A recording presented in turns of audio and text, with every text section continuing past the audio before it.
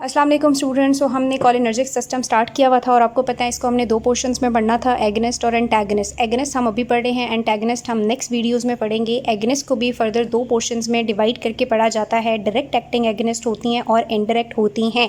Direct acting agonist थी, उनकी classification थी, उसके अंदर जितनी भी ड्रग्स आती थी, एसिटाइलकोलिन थी, बेथनिकोल थी, कार्बोकोल थी, पाइलोकार्पिन थी, जिसमें से बेथनिकोल और पाइलोकार्पिन मैंने आपको बताया था इंपॉर्टेंट है, वो चीज़ें हम पढ़ चुके हैं। आज हम पढ़ेंगे कि जो इनडायरेक्ट एक्टिंग कॉलिनर्जिक एगनिस्ट हैं वो किस तरह से काम करती हैं और इसकी क्लासिफिकेशन में क्या चीज़ें आती हैं। तो एक बात आपने याद रखनी है, ये जो इनडायरेक्ट एक्टिंग एगनिस्ट होती हैं ये हमारे पास रिवर्सिबल भी होती हैं और इरिवर्सिबल भी। ठीक है, रिवर्सिबल भी होती हैं और इरिवर्सिबल भी। यानी रिवर्सिबल से ये मुराद है कि जब आप सबस्ट्रेट की कंसनट्रेशन को बढ़ाओगे तो इन ड्रग्स के इफ़ेक्ट्स को इनहिबिट किया जा सकता है, जबकि इरिवर्सिबल जो हैं वो एंजाइम को आके कंप्लीट तौर पे परमानेंटली ऑल्टर कर देती हैं और उसके इफ़ेक्ट को फिर रिवर्स नहीं किया जा सकता। एक तो हम इनको रिवर्सिबल और इरिवर्सिबल की बेस पे क्लासिफाई करते हैं और दूसरा हम इनको इनके ड्यूरेशन की बेस पे भी क्लासिफाई करते हैं। यानी कुछ ऐसी होती हैं जो शॉर्ट एक्टिंग होती हैं, ठीक है, कुछ ऐसी होती हैं जो हमारे पास इंटरमीडिएट एक्टिंग होती हैं, यानी उनका जो ड्यूरेशन है वो 3 to 6 आवर्स तक हो सकता है। शॉर्ट एक्टिंग में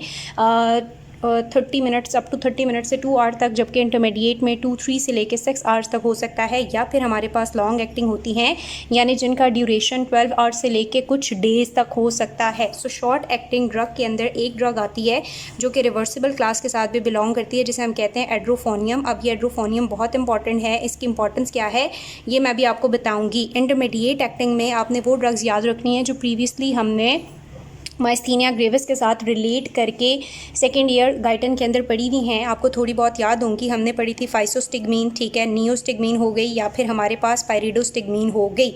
अब इनकी डिटेल मैं थोड़ी सी आपको पढ़ाऊंगी। और लॉन्ग एक्टिंग में अगर आपने याद रखनी है तो वो आपने ऑर्गेनोफॉस्फेट्स याद रखने हैं, ठीक है, जिनमें हमारे पास बहुत इंपॉर्टेंट आ जाती है इकोथायोफेट, जो एज इंसेक्टिसाइड्स भी यूज़ होती है। तो ये चीज़ें अभी हमने आगे जाके टर्न बाई टर्न पढ़नी है।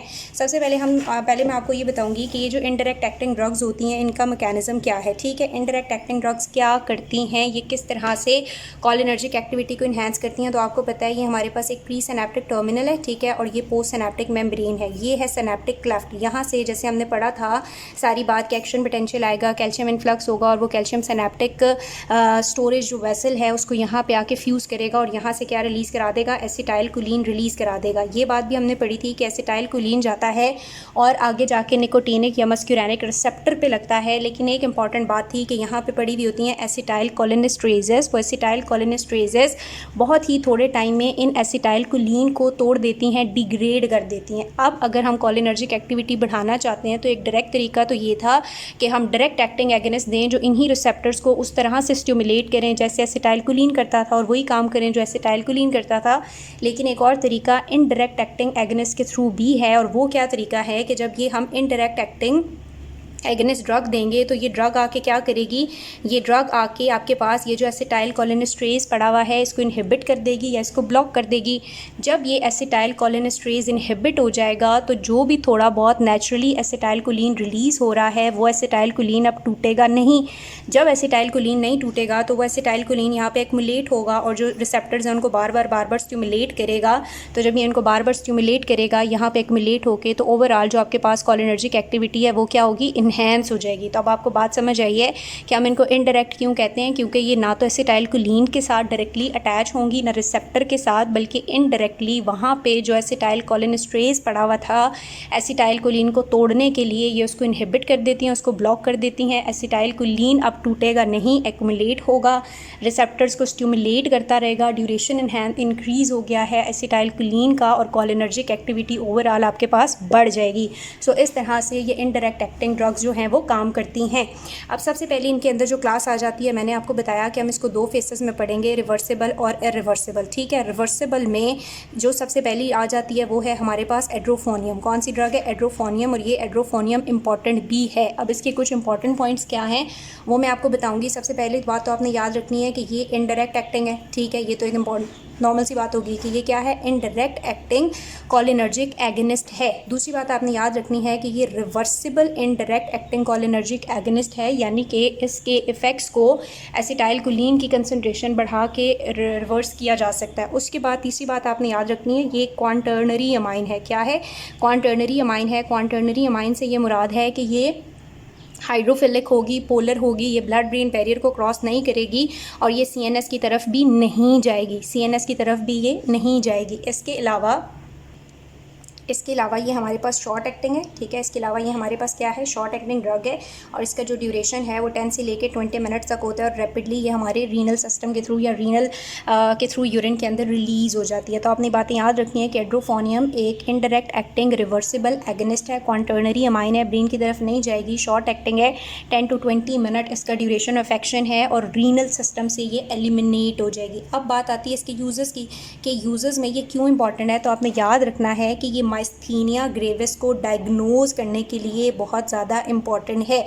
माइस्थीनिया ग्रेविस को ट्रीट करने के लिए अलग मेडिसिन है और डायग्नोज करने के लिए अलग मेडिसिन है। सो एड्रोफोनियम वो ड्रग है जिसको यूज़ करके आप माइस्थीनिया ग्रेविस को डायग्नोज कर सकते हो। माइस्थीनिया ग्रेविस क्या है, ये एक ऑटो इम्यून डिजीज़ है जिसमें एंटीबॉडीज़ बनती हैं निकोटीनिक रिसेप्टर के अगेंस्ट और वो रिसेप्टर डिस्ट्रॉय हो जाते हैं और एसिटाइलकोलिन वहाँ पे लग नहीं पाता। सो उस बीमारी को अगर एक पेशेंट आपके पास आ रहा है और आपको शक है कि इधर इसको माइस्थीनिया ग्रेविस है या नहीं है, तो एड्रोफोनियम दे के आप इसको डायग्नोज कर सकते हो। कैसे, उसकी मसल स्ट्रेंथ बहुत ज़्यादा कम होगी, जैसे ही आप एड्रोफोनियम दोगे तो विद इन 10 to 20 मिनट उसकी मसल स्ट्रेंथ इन्हेंस हो जाएगी, इंक्रीज़ हो जाएगी, जिससे आप डायग्नोज कर लोगे कि इसको माइस्थीनिया ग्रेविस है। सिर्फ माइस्थीनिया ग्रेविस को नहीं बल्कि हमारे पास माइस्थीनिया क्राइसिस, ठीक है, माइस्थीनिया क्राइसिस और कोलिनर्जिक क्राइसिस। कोलिनर्जिक क्राइसिस तब होता है जब आपकी बॉडी के अंदर कोलिनर्जिक एक्टिविटी बढ़ी हुई है। तो माइस्थीनिया क्राइसिस और कोलिनर्जिक क्राइसिस को डिफ्रेंशिएट करने के लिए भी एड्रोफोनियम यूज़ होती है। जब एड्रोफोनियम देंगे और मसल स्ट्रेंथ इंक्रीज़ होगी तो हमें समझ आ जाएगा कि माइस्थीनिया ग्रेविस है, और अगर मसल स्ट्रेंथ डिक्रीज़ होना शुरू हो जाएगी तो हमें समझ आ जाएगा कि ये कोलिनर्जिक क्राइसिस है। सो इसको देख के आप इसको डिफ्रेंशिएट भी कर सकते हो। और अगर आपने तीसरी चीज़ ये है कि अगर आपने न्यूरोमस्कुलर ब्लॉकर या आप आगे जाके पढ़ोगे एंटागनिस्ट हैं वो ज़्यादा दे दिए हैं, तो उनको रिवर्स करने के लिए भी आप एड्रोफोनियम को यूज़ कर सकते हो। सो न्यूरोमस्कुलर ब्लॉकर्स के इफेक्ट को रिवर्स करने के लिए भी एड्रोफोनियम को यूज़ किया जा सकता है। एड्रोफोनियम एक शॉर्ट एक्टिंग क्वांटर्नरी अमाइन है, ड्यूरेशन इसका शॉर्ट है, यूज़ करके माइस्थीनिया ग्रेविस को डायग्नोज किया जा सकता है, माइस्थीनिया और कोलिनर्जिक क्राइसिस को डिफ्रेंशिएट किया जा सकता है और न्यूरोमस्कुलर ब्लॉकर के इफेक्ट को रिवर्स किया जा सकता है। नेक्स्ट ड्रग बच्चों जो हमारे पास आ जाती है वो है फाइसोस्टिग्मीन। नेक्स्ट ड्रग हमारे पास क्या है, फाइसोस्टिग्मीन है। अब ये जो फाइसोस्टिग्मीन है इसके लिए आपने याद रखना है कि ये भी क्या है, ये भी reversible indirect acting cholinergic agonist है, ठीक है, reversible indirect acting cholinergic agonist है। दूसरी बात ये है कि जिस तरह से ये क्वांटर्नरी अमाइन थी ना, लेकिन फाइसोस्टिग्मीन के लिए आपने याद रखना है ये टर्शरी अमाइन है, इसके सीएनएस इफेक्ट हैं, इसीलिए इसके यूज़ को अब बहुत ज़्यादा लिमिटेड कर दिया गया है। इसके टर्शरी अमाइन है इसलिए ये सीएनएस को एंटर कर जाएगी, ये लाइपोफिलिक होगी, ब्लड ब्रेन बैरियर को क्रॉस करेगी, सीएनएस में जाएगी, एडवर्स इफेक्ट कॉज करेगी। तीसरी बात उसकी और इसकी अगर हम बात करेंगे तो जैसे वो शॉर्ट एक्टिंग थी तो ये इंटरमीडिएट एक्टिंग है। ये क्या है, हमारे पास इंटरमीडिएट एक्टिंग है। इसका जो इफ़ेक्ट्स होते हैं वो 30 मिनट से लेके 2 आवर्स तक होते हैं। ड्यूरेशन ऑफ एक्शन इसका 30 मिनट से लेके 2 आवर्स तक है।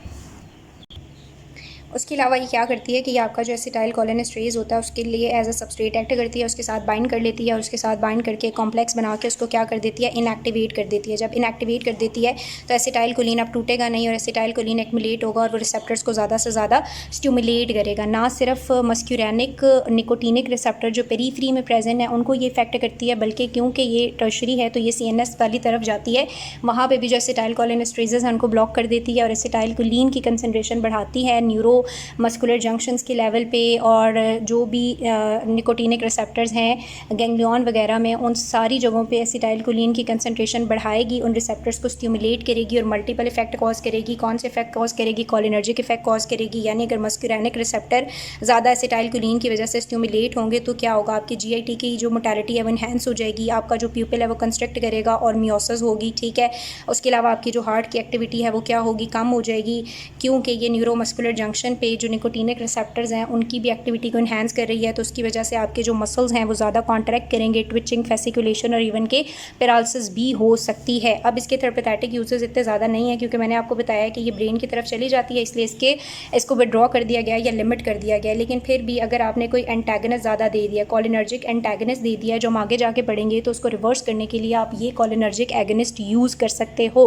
न्यूरोमस्कुलर ब्लॉकर्स अगर आपने दे दिए ज़्यादा तो उनके इफेक्ट को भी रिवर्स करने के लिए आप फाइसोस्टिग्मीन को यूज़ कर सकते हो।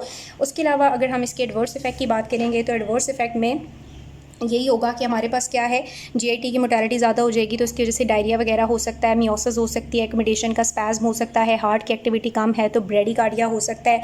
और क्योंकि ये सीएनएस की तरफ भी जाती है तो सीएनएस की तरफ जाने की वजह से ये सीएनएस रिलेटेड इशू, हेडेक या कन्फ्यूजन और कन्वल्जन्स वगैरह कॉज कर सकती है। ठीक है, उसके बाद हमारे पास जो अगली ड्रग आ जाती है वो है नियोस्टिग्मीन। और नियोस्टिग्मीन थोड़ी इंपॉर्टेंट है। नियोस्टिग्मीन क्यों इंपॉर्टेंट है? क्योंकि नियोस्टिग्मीन को हम माइस्थीनिया ग्रेविस को मैनेज करने के लिए, ट्रीट करने के लिए यूज़ करते हैं। एड्रोफोनियम को माइस्थीनिया ग्रेविस को डायग्नोज करने के लिए, जबकि नियोस्टिग्मीन को माइस्थीनिया ग्रेविस को ट्रीट करने के लिए यूज़ किया जाता है। ये एक सिंथेटिक कंपाउंड है, कार्बोमिक ईस्टर होता है, ये भी रिवर्सिबली एसिटाइल कोलिनेस्ट्रेज के साथ बाउंड करता है। लेकिन अगर हम बात करेंगे इन दोनों के डिफरेंस की, तो बाकी बातें तो सेम ही है ना, कि ये भी रिवर्सिबल है, इंटरमीडिएट एक्टिंग है, कार्बोमिक ईस्टर है, लेकिन अगेन डिफरेंस ये आ गया कि ये एक क्वांटर्नरी अमाइन है, ये ब्रेन की तरफ नहीं जाता, इसलिए ये ज़रा सेफ़ है और इसको हम माइस्थीनिया ग्रेविस को ट्रीट करने के लिए यूज़ करते हैं। अगर हम इसके थेरेपेटिक यूजेस की बात करेंगे तो ये क्या करेगा, ये ब्लैडर को भी स्टिमुलेट करता है, जीआईटी को भी स्टिमुलेट करता है और माइस्थीनिया ग्रेविस में, ठीक है, ब्लैडर को, जीआईटी को स्टिमुलेट कर सकता है। और उसके अलावा माइस्थीनिया ग्रेविस को ट्रीट करने के लिए, उसकी मैनेजमेंट के लिए हम इसको यूज़ करते हैं। सो ये 3 ड्रग्स जो हैं वो इनडायरेक्ट एक्टिंग ड्रग्स में इंपॉर्टेंट है। एड्रोफोनियम, फाइसोस्टिग्मीन, नियोस्टिग्मीन ज़्यादा इंपॉर्टेंट एड्रोफोनियम और नियोस्टिग्मीन है। और ये जो बात है कि ये क्वांटर्नरी है, ये टर्शरी है, ये क्वांटर्नरी है, ये शॉर्ट एक्टिंग है, ये इंटरमीडिएट है और ये भी इंटरमीडिएट एक्टिंग है, ये वाली बातें आपने याद रखनी है। उसके बाद जो है हमारे पास नियोस्टिग्मीन के बाद पायरिडोस्टिग्मीन आ जाता है। तो पायरिडोस्टिग्मीन के लिए भी आपने याद रखना है कि वो भी सेम एज काम करती है जैसे कि नियोस्टिग्मीन कर रहा होता है, बस उसका ड्यूरेशन थोड़ा सा लॉन्ग है, लेकिन स्टिल वो इंटरमीडिएट एक्टिंग ड्रग ही है। उसके बाद लिपिनकॉर्ड के अंदर हमें कुछ 3-4 ड्रग्स बताई हुई हैं, जो मैं अगर आपको यहीं से बता दूँ तो इसके अंदर हमें क्या बताया हुआ है कि हमारे पास ये टेक्रीन है, डोनज़ेपिल है, रिवास्टिग्मीन, जेलेंटामीन है। इनको हम अल्जाइमर के पेशेंट्स को भी देते हैं। अल्जाइमर के पेशेंट में आपको पता होता है कि क्या होता है कि जो वो न्यूरॉन जिन्होंने एसिटाइलकोलिन रिलीज़ करना है वो काफ़ी कम होती है और एसिटाइलकोलिन भी कम होता है। तो कम एसिटाइलकोलिन है, तो अगर हम एसिटाइल कोलिनेस्ट्रेज को ब्लॉक कर दें तो हम एसिटाइलकोलिन को एक्युमुलेट करके कोलिनर्जिक एक्टिविटी बढ़ा दे सकते हैं। तो डोनज़ेपिल, रिवास्टिग्माइन और जेलेंटामीन अल्जाइमर के पेशेंट में यूज़ किया जाता है। टेक्राइन को यूज़ करना छोड़ दिया है क्योंकि ये हेपेटोटॉक्सिसिटी कॉज करता है।